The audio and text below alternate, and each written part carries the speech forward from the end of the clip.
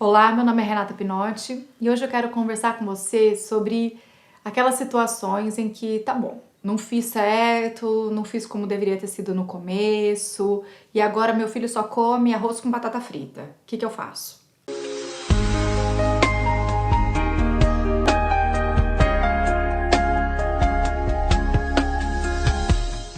Essas situações são muito comuns, né? Então, lógico, depois de uma determinada idade, é comum que crianças com 2, 3 anos comecem a ficar um pouco mais.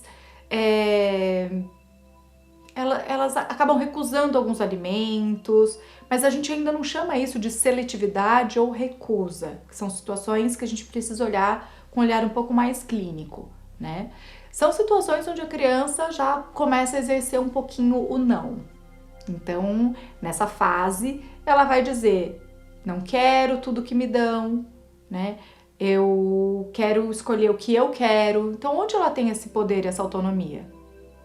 Na comida e no cocô. Então, é uma fase onde às vezes a criança começa a prender o cocô, é uma fase que o intestino prende um pouquinho, é uma fase onde a criança começa a recusar alguns alimentos que ela comia antes, né? Então, espera um pouquinho. Não força, não briga, não faça chantagem, não faça trocas, não barganhe alimento com presente, com sobremesa, tá? Não pressione a criança a comer. Por quê? Porque você vai começar a criar um jogo com ela. E é muito legal jogar. E ela vai querer jogar com você sempre. Então, se hoje você fala pra ela que ela só vai comer o chocolate se ela comer toda a salada, amanhã ela vai te falar: tá bom, se eu comer você vai me dar o quê? E assim começam as chantagens, tá? Então é uma troca que teoricamente parece mais saudável, mas não deixa de ser uma barganha. Então a criança tem que gostar de comer aquele alimento porque ele faz bem pra ela, porque ele vai nutri-la, porque, né, isso é bom pra ela, não porque ela vai ganhar algo em troca. E também isso passa uma mensagem ao contrário para a criança, de que a sobremesa é o bom e aquele é o ruim. É o sofrimento que ela tem que passar para conseguir o que ela quer. E na verdade é o oposto, né? Esses alimentos, fruta, verdura e legumes, cereais, são os alimentos que são benéficos para o nosso corpo. Esses precisam ter esse lugar. Então, não brigue, não chantageie, não faça disso um jogo. Tá bom, você fala para a criança: eu não vou brigar com você, se você não quer comer hoje, tudo bem, tá? Só que ofereça esses alimentos todos os dias. Mas não é preparar o alimento para a criança, é para toda a família. Então eu preciso ser exemplo do que eu falo. Não adianta eu exigir que a criança coma um alimento que eu não como, ou que eu como sem prazer. Se eu não conseguir atravessar isso ainda, se eu não tenho prazer em comer esses alimentos, eu não consigo ensinar para a criança que isso é bom. Ai, olha, uma delícia, a mamãe tá comendo.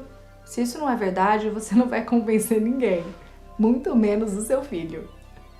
Então, o adulto, ele precisa primeiro atravessar esses lugares dentro de si. Primeiro a gente precisa aprender a se nutrir, para então ensinar o outro a se nutrir, para então nutrir o outro. Então, a criança, muitas vezes, ela vai trazer à tona as dificuldades dos pais. E por isso é tão difícil.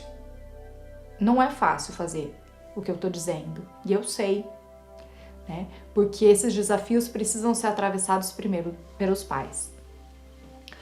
Quando a gente consegue atravessar, a minha fala, ela tem uma outra autoridade. Ela tem uma outra força. Se não, é como aqueles casos em que você vê os professores na sala de aula gritando para pedir silêncio.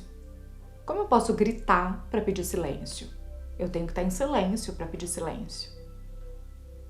Já repararam? É a mesma coisa.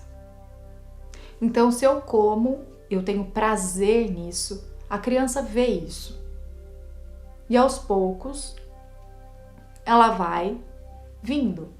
Mesmo que ela resista no primeiro momento, porque ela tá nesse momento dela, onde ela quer contestar, se você não cai no jogo e se mantém bem, já já ela volta. E ela vai ter essa referência com você. Ah, mas passaram muitos anos, meu filho hoje, ele só come 2 alimentos. Hoje ele tá com 10 anos, só come 2 alimentos. nesses casos, às vezes a gente precisa de ajuda de outros profissionais. Porque às vezes a criança pode ter desenvolvido uma hipersensibilidade, né? Ela pode já ter um caso de recusa alimentar importante, que talvez é necessária a ajuda de uma fonoaudióloga, de um terapeuta ocupacional, especializados nessa área, para verificar se, né, já tem algum outro ponto que está dificultando o consumo desses alimentos. Que pode não ser frescura, tá? Pode não ser apenas confrontação, pode não ser só uma questão de cardápio, né, do que a gente oferece para a criança, mas podem ter outros pontos importantes que precisam ser investigados e tratados da forma correta. Então é importante que os pais sejam exemplos, né, desse hábito alimentar saudável, né, do que eles falam para a criança, para que a gente tenha um discurso congruente com as nossas atitudes. E aí a criança vai se espelhando nisso aos poucos, né, e ela vai seguindo. Um outro ponto é que esse momento seja leve. Então, nosso corpo é 70% água. Diante de uma frequência, essa frequência emite uma vibração que gera um movimento de onda. Coloca um copo d'água na frente de uma caixa de som. O que vai acontecer? Vai vibrar na frequência da música que tá tocando. Põe um heavy metal, né? Agora põe uma musiquinha clássica, uma musiquinha calma. A água fica calminha.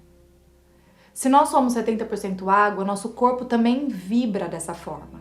Então, se você tá preparando o alimento, já pensando, mas vai ser tudo igual de novo, não vai comer nada, não adianta nada eu cozinhar, e já fica com raiva, né? Ou já tá pensando no resultado para ver se aquilo que eu tô fazendo a criança vai comer ou não.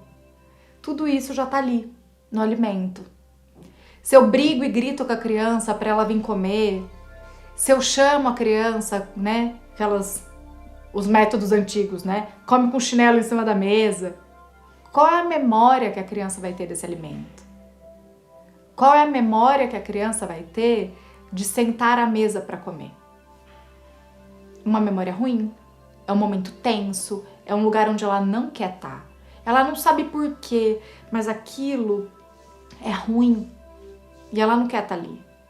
Então ela quer ir embora da mesa. Então a gente precisa tornar esse momento cada vez mais leve, sem controle. Então a criança tem que comer o quê? Quanto? O que você quer? Então o quanto isso também é um reflexo do seu controle ou da falta de olhar dos pais para aquela criança que não está comendo. Então, às vezes a criança está precisando só de atenção e ela percebeu que não comer, ela consegue a sua atenção. Porque você vai se preocupar, vai levar ela em profissionais, vai estar preparando um alimento para ela.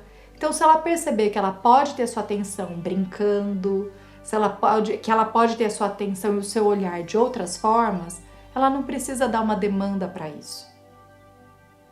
E aí isso tudo vai se tornando mais leve. E aí comer é um prazer, uma alegria, porque estar na mesa naquele momento pode se tornar uma alegria. Um grande beijo e até mais. Você gostou desse vídeo? Então deixe seus comentários, porque sua opinião é muito importante para mim. Assim nós poderemos construir esse canal juntos. Se você quiser receber notificações sobre os próximos vídeos que vão chegar no canal, inscreva-se e clique no sininho. Um grande beijo e até mais!